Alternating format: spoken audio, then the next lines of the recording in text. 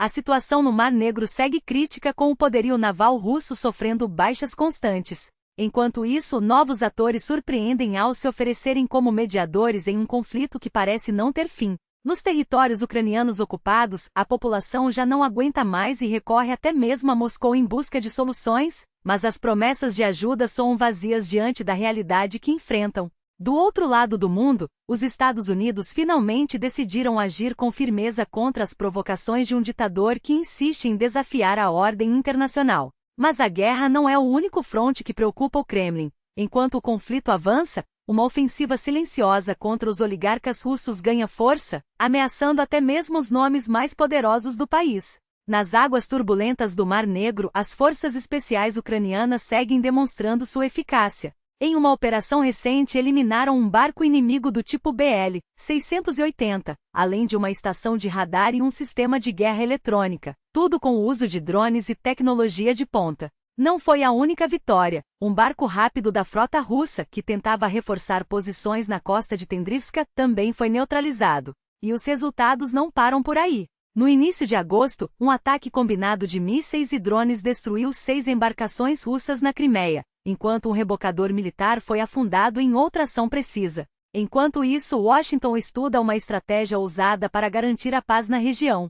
A ideia, revelada por fontes próximas ao governo americano, envolve a criação de uma zona desmilitarizada monitorada por países neutros, como Arábia Saudita e Bangladesh. Os Estados Unidos assumiriam o papel de supervisores, mas sem enviar tropas ao solo, a vigilância seria feita por satélites, drones e outros recursos tecnológicos. A Turquia também entraria em cena, fiscalizando o fluxo de mercadorias pelo Mar Negro para assegurar que a economia ucraniana não seja estrangulada. Ainda não se sabe se Kiev ou Moscou aceitarão a proposta, mas o plano já mostra que a diplomacia internacional não está parada. Nos territórios ocupados, a crise humanitária se agrava. Mais de 10 cidades, incluindo Donetsk e Makiiva, enfrentam racionamento severo de água, com fornecimento a cada 3 ou 4 dias. A população vive em condições desumanas. Sem água corrente, recorre a sacos plásticos como banheiros improvisados, enquanto aves em granjas morrem aos milhares e o risco de epidemias cresce.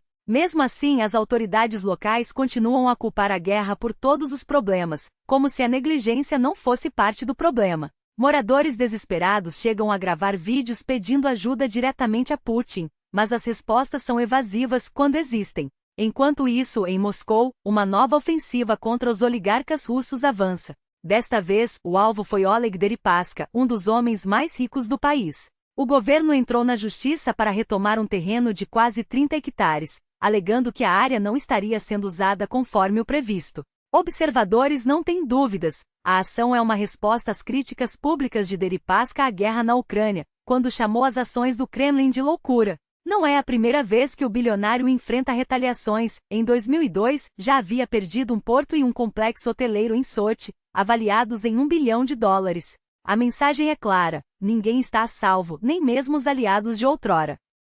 Do outro lado do Atlântico, a tensão entre Estados Unidos e Venezuela atinge um novo patamar. 2 caças F-16 venezuelanos sobrevoaram um destroyer americano, em um gesto que o Pentágono classificou como extremamente provocador. Washington não ficou parado. Enviou mais 10 de seus mais avançados F-35 para a região, além de reforçar a presença naval com 7 navios de guerra e mais de 4,5 mil fuzileiros navais.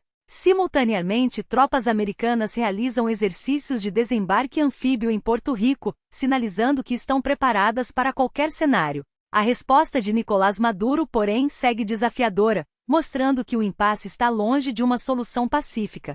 Na Europa, a crise diplomática entre Polônia e Belarus se aprofunda. A detenção de um monge polonês, acusado de espionagem pelas autoridades bielorrussas, gerou uma reação dura de Donald Tusk. O primeiro-ministro polonês classificou as acusações como absurdas e prometeu medidas duras contra o regime de Lukashenko. Segundo Varsóvia, o religioso estava apenas visitando um amigo no país, mas Minsk insiste em uma narrativa de conspiração.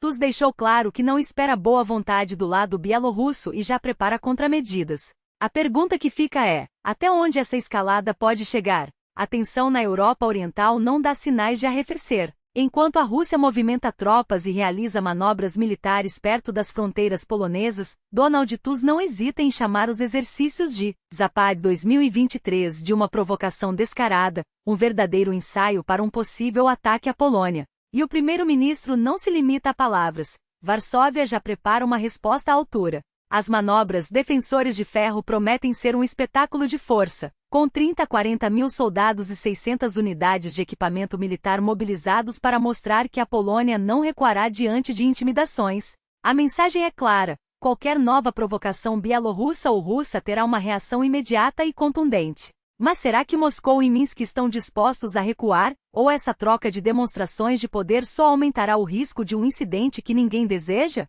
Enquanto isso, no Quirguistão, uma tragédia nas montanhas está prestes a mudar para sempre as regras do alpinismo. Após a morte de uma alpinista russa no Pico Kantengri, as autoridades locais propuseram um projeto de lei que pode transformar a escalada em um luxo inacessível para muitos. A partir de agora, quem quiser desafiar picos acima de 6.000 metros precisará de uma autorização especial, e não será barato. Além disso, os aventureiros só poderão escalar acompanhados de guias certificados, uma medida que, embora vise aumentar a segurança, também pode afastar os entusiastas menos abastados. Afinal, quem estará disposto a pagar o preço de um esporte que até então era sinônimo de liberdade e superação? Do outro lado do Atlântico, a família Trump continua a surpreender. Não é Donald quem está no centro das atenções desta vez, mas seu filho Eric, que acaba de entrar para o seleto clube dos bilionários graças ao boom das criptomoedas.